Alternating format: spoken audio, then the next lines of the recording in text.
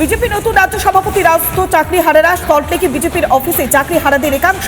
শ্রমিক ভট্টাচার্যের সঙ্গে সাক্ষাৎ করছেন চাকরি হারারা। বিজেপির নতুন রাজ্য সভাপতি দ্বারস্থ হচ্ছেন চাকরি হারারা। সল্টলেকে বিজেপির অফিসে চাকরি হারাদের একাংশ। শ্রমিক ভট্টাচার্যের সঙ্গে সাক্ষাৎ করছেন চাকরি হারারা। আমাদের দুঃখ দুর্দশার কথা, যোগ্য চাকরি চলে গেছে।